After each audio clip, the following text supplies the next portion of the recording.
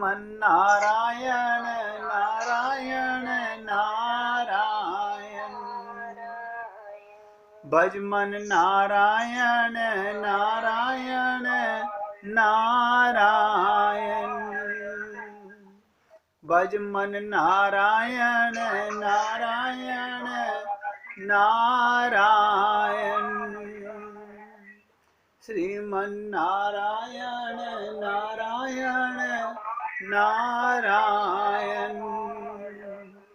भज मन नारायण नारायण नारायण। श्रीमन्नारायण नारायण नारायण। श्रीमन्नारायण नारायण नारायण। सभी पुण्यात्मा ध्यान से सुनिएगा, बड़ा कठिन है अपने को दीनहीन मान लेना।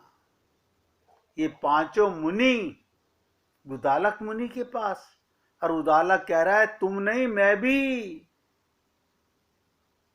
अनुभूत नहीं है मुझे भी कुछ भी। अश्वपति के पास गए, बोले वो राजा है तो क्या हुआ, क्षत्रिय है तो क्या हुआ, उन्हें अनुभूति है। और अश्वपति ने इन जब मुनियों को देखा, छह को, निहाल हो गए दर्शन करके। अपने हाथों से सबको भोजन परोसा, बैठकर खिलाया, सेवा की, बहुत सेवा की, और प्रेम पूर्वक, श्रद्धा पूर्वक, दिखावे वाली सेवा नहीं। मानो ऐसा महसूस हो रहा है उन्हें कि उनके घर में नारायण की 6 मूर्तियां, 6 स्वरूप आ गए हैं। साक्षात नारायण उनके घर आ गए हैं। और इसी प्रकार उन 6 को अपने हाथों से परोसकर भोजन दिया। बहुत से उपहार उनके आगे रख दिए, लेकिन महाराज स्वीकार कीजिए, उस गरीब को कृतार्थ कीजिए बोल रहे हैं। मुनि 6 के 6 एक दूसरे के मुख की ओर देख रहे हैं। लगा इनके मन में कहीं ऐसी बात है, मन ही मन सोचो, मुनियों ने इनके पास जो भी आता होगा इसी काम के लिए आता होगा। तो राजा ने ठीक ही सोचा, इनको भोजन भी करवा दिया, पेट भी भर दिया, और स्वयं अपने हाथों से परोसा। तो लोग वहां कुछ मांगने ही आते हैं राजा के पास में। हम इस काम से नहीं आए हैं। और आप और हम लोग मंदिर जाते हैं तो सकाम भक्ति से, गुरु के पास जाते हैं तो सकाम भक्ति से। राजा अशुपति ने मन ही मन सोचा, संत महात्मा है, कोई साधारण ब्राह्मण इत्यादि तो होते तो ये ब्राह्मण भी, ब्रह्म ऋषि भी, ऐसा कहिएगा ब्राह्मण भी है ऋषि भी हैं, मन में ये बात होगी हम पवित्र धन स्वीकार करते हैं। उस दिन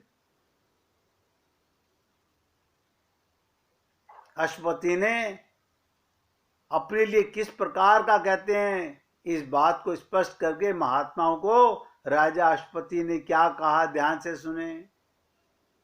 मुनियों, मैं राज्य में कोई चोर नहीं, चोर इसलिए नहीं कि किसी को किसी प्रकार का कोई अभाव नहीं है।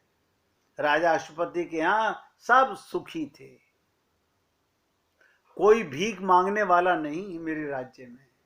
मानो कोई अभाव होगा तो जरूरतमंद होगा, किसी को किसी प्रकार का अभाव नहीं।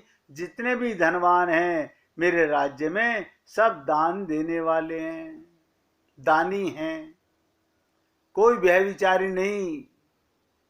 अतएव मेरे कोष में जितना भी धन है आप सच मानिएगा पवित्र है, आप इस धन को स्वीकार कीजिए। इन उपहारों को स्वीकार कीजिए। अशुपति ऋषि मुनियों का सम्मान कर रहे हैं। ये देख करके ये तो पहुंचे हुए ब्रह्म ऋषि मुनि हैं। अब आप सोचिएगा क्या कहा उन्होंने।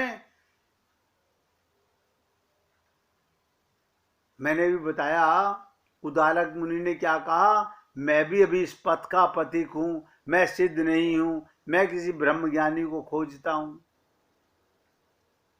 और ये भी पता है दीपक जलेगा तो जलते हुए दीपक से जलेगा, इसलिए ऐसे व्यक्तियों को जलता हुआ दीपक कहा जाता है। तो आपको बताया गया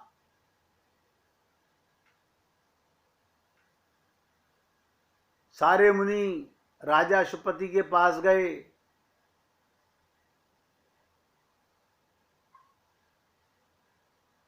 वो क्या कहते हैं, महर्षि कहते हैं राजन ये बातें हम सब जानते हैं जो आप हमें अपने राज्य के बारे में बता रहे हैं, हमें इतना पता है, पर हम इस काम के लिए नहीं आए। सोचा अगले सप्ताह बहुत बड़ा यज्ञ मैं करने वाला हूं, हो सकता है ये उसी यज्ञ में भाग लेने के लिए आए हूं। अशुपति ने ऐसा समझा और कहा महाराज उस यज्ञ में भी आपकी पूरी की पूरी व्यवस्था हो जाएगी, वहां भी आपको दक्षिणा, दान दक्षिणा इत्यादि सब कुछ मिलेगा, सब प्रकार की व्यवस्था हो जाएगी।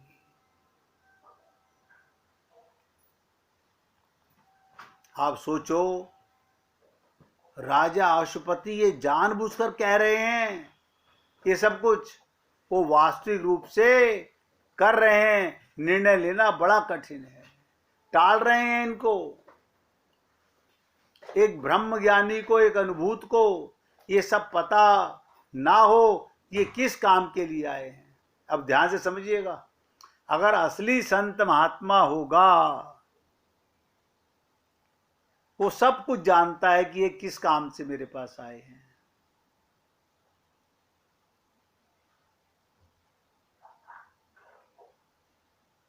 ऐसे कैसे हो सकता है जो ब्रह्म ज्ञानी है उसे ना पता हो। पर उपनिषदों की कथा है, वेदों की कथा है,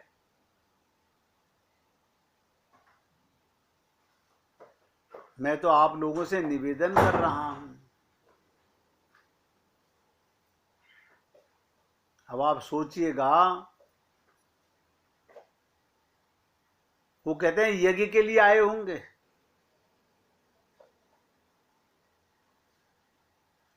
और कहते हैं आपके लिए यज्ञ में सब कुछ मिलेगा। और मुनियों ने क्या कहा, अब ध्यान से सुनेंगे। राजन हम इस काम के लिए नहीं आए, फिर किस काम के लिए आए हैं। मैं आपको भोजन करा रहा हूं, सेवा कर रहा हूं, धन धान्य दे रहा हूं, दान दे रहा हूं, आप कहते हैं हम इस काम के लिए नहीं आए। मैंने कहा मेरे एक सप्ताह में यज्ञ होने वाला है उसके लिए आए हो, कहते हैं हम उसके लिए भी नहीं आए।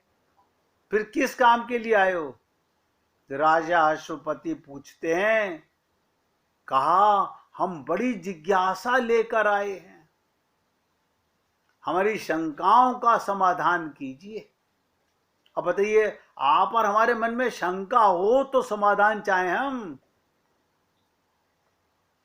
हम तो 2-2 रुपए की पुस्तक पढ़ के अपने मन को बहला लेते हैं। हाँ, आरती कर ली, पूजा कर ली, पाठ कर लिया, भोग लगा दिया, खिला दिया, खा लिया, हो गई हमारी भक्ति। क्योंकि रियलिटी को जानते नहीं हम लोग। वो क्या कहते हैं, ये 6 मुनि राजा अशुपति से हमें ब्रह्म ज्ञान दीजिए, हमें आत्म ज्ञान दीजिए। हम उसके पिपाशा लेकर, उसकी भूख लेकर, उसकी तड़प लेकर आपके द्वार पधारे हैं। मैं आप सबसे निवेदन करूंगा, किसी संत के पास जाओ, किसी गुरु के पास जाओ तो एक धारणा मन में धारो, आत्मा कल्याण के लिए जाना, वरना तो संसार भरा पड़ा हुआ है, संसार भरा पड़ा हुआ है।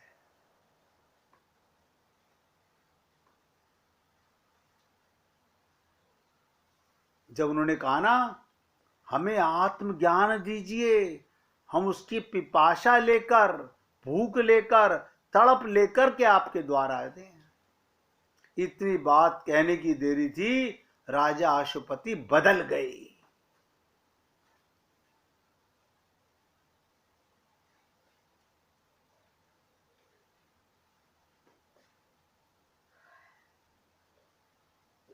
सब कुछ उनका बदल गया।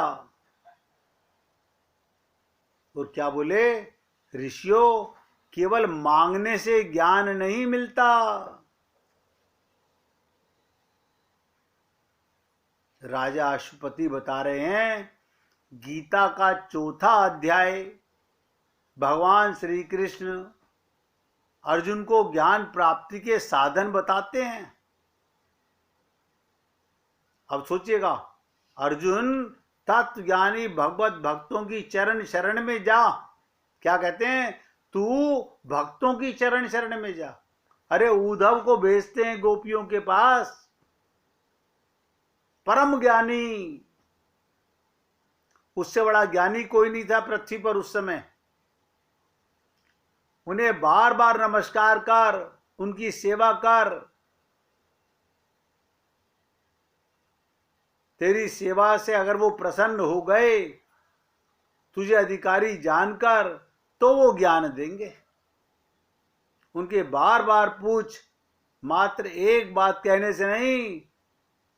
भगवान श्री ने शब्द प्रयोग किए हैं, उनसे बार बार, संत महात्माओं से बार बार पूछो। तेरे अंदर जिज्ञासा, लगन होनी चाहिए, तत्परता होनी चाहिए, तेरे अंदर भक्ति भाव होना चाहिए, तेरे अंदर विनम्रता होनी चाहिए, और तेरे अंदर निरभिमानता होनी चाहिए। तब तुझे ज्ञान का पात्र मानकर वो तत्वज्ञानी भगवत भक्त ज्ञान देंगे। ये भगवान गीता में 4थे अध्याय में अर्जुन से कहते हैं, तू ऐसे भक्तों की शरण में जा। और क्या कहा, केवल मांगने से ज्ञान नहीं मिलता। आप और हम लोग भगवान जी को छतर चढ़ाकर, मुकुट चढ़ाकर, प्रसाद चढ़ाकर पता नहीं क्या क्या मांगते रहते हैं। अब बड़े खुश हो जाते हैं, हाँ हमने मन्नत मांग ली है। कभी ये नहीं सुना कि मांगन से मरना भला, मत मांगो कोई भीख। मांगने से ज्ञान नहीं। और क्या बोले, फिर कभी पधारिएगा। मानो सब स्वागत, सब कुछ जो किया खत्म हो जाएगा। 6 महात्मा मुंह लटकाकर वापस लौट गए, अपनी कुटिया में पहुंचे। महर्षि उद्दालक की कुटिया में पहुंचकर महर्षि उद्दालक कहते हैं, ब्रह्म ज्ञानी राजा अश्वपति ने हमें टाल दिया, भूल हमारी है। हम जैसे एक शिष्य को गुरु के पास जाना चाहिए, हम वैसे नहीं गए थे। हम ब्राह्मण व क्षत्रिय, हम सन्यासी ग्रस्त, इस प्रकार की दुविधा हमारे अंदर। अतएव राजा ने हमें ग्रहणशील ना पाकर, हमें पात्र ना समझकर हमें टाल दिया।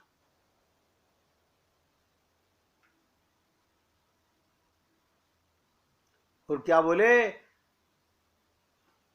हमें कहा अभी आप जाइए, अभी पहले आप उस ज्ञान के पात्र नहीं हैं। जिसे संत महात्मा कहते हैं, सबसे पहले अंतःकरण शुद्ध करो, अपना बर्तन साफ करो। तो आपस में चर्चा करने लगे, हमें कैसे जाना चाहिए था। जैसे एक सुगढ़ गुरु के पास एक सच्चा शिष्य जाता है। क्या मतलब, जैसे पानी का प्यासा प्याऊ पे जाकर झुक करके ओक लगाता है, ओक लगाता है।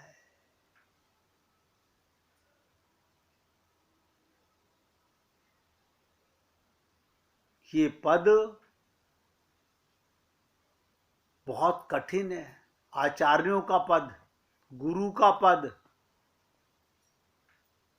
आपके आने के ढंग से, बात करने के ढंग से, खड़े होने के ढंग से, बैठने के ढंग से, उठने बैठने के ढंग से, आपकी आंखों से, आपकी शक्ल से गुरु झट से पहचान लेता है।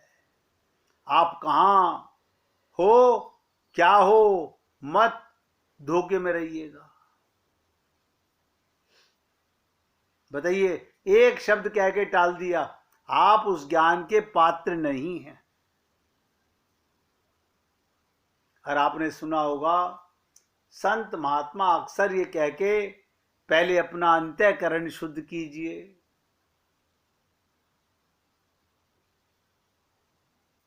और ये क्या कर रहे हैं आपस में, हमें कैसे जाना चाहिए?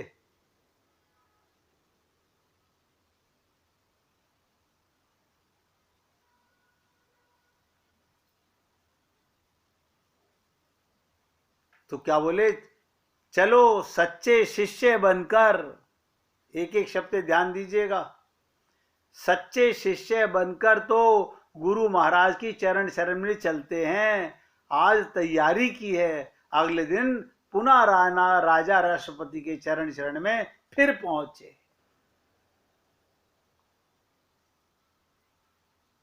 आज जाकर, उस दिन तो शायद हमारे मन में प्रणाम की अपेक्षा थी, आज दंडवत प्रणाम कर रहे हैं। उस दिन तो राजा अशुपति सेवा कर रहे थे, भोजन करा रहे थे। आज ये 6 के 6 मुनि जाते ही लंबे लेट गए। राजा ने उठाया, एक चेंज देखी कि झुकना तो आया। ये दंडवत प्रणाम करने वाले भी बहुत, लेकिन सच्चा दंडवत प्रणाम करने वाला गुरु खोजता है।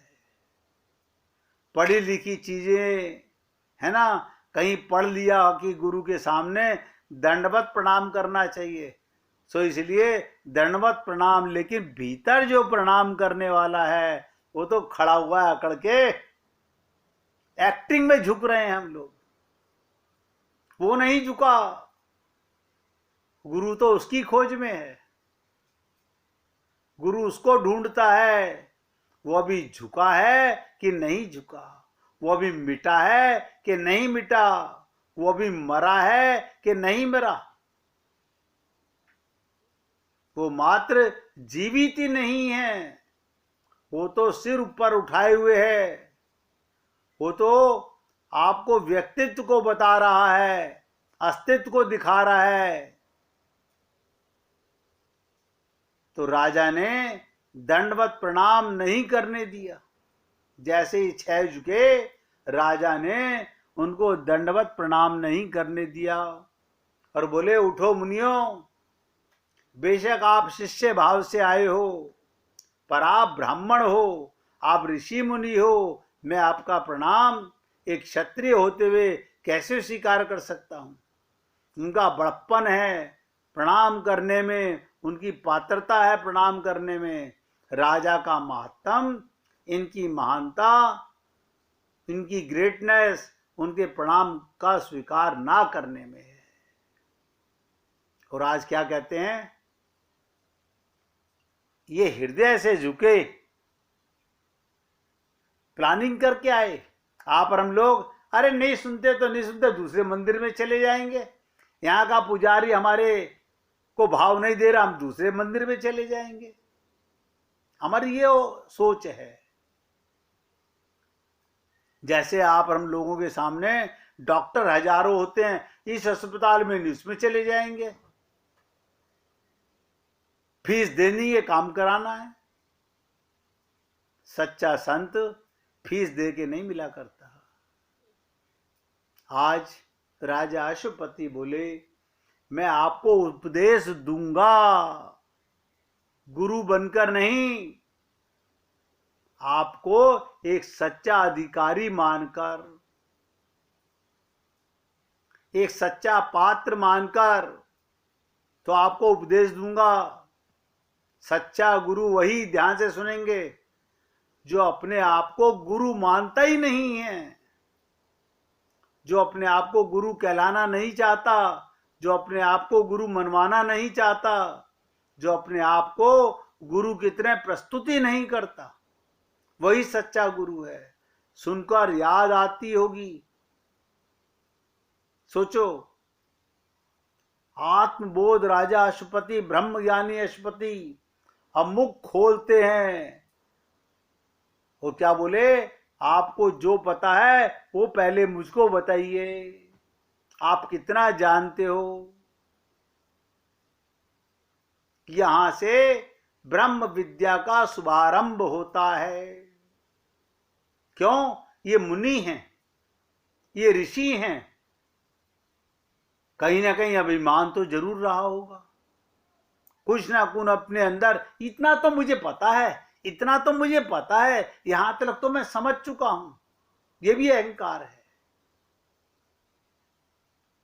और ये भी सुना हुआ है हम सब ने कि सुनीरी मैं तो निर्बल के बलराम, लेकिन हम निर्बल होना ही नहीं चाहते। हाँ हाँ, ये तो हमें मालूम है, आप आगे का बताइए। यहां से ब्रह्म विद्या का शुभारंभ है, उनके ज्ञान का शुभारंभ होता है। अष्टपति के प्रश्न से आपको जो कुछ पता है वो मुझे बताइए, ताकि मैं उससे आगे आपको बताऊं।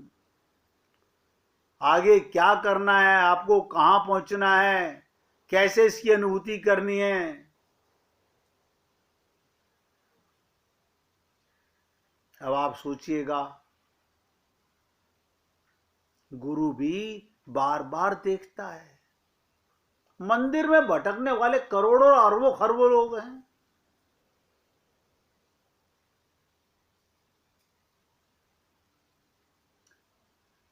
पचास बार सुनने के, 1000 बार सुनने के बाद भी हम लोग आत्मचिंतन नहीं करते। एक मिनट भगवान का कीर्तन करेंगे, फिर आगे बढ़ते हैं।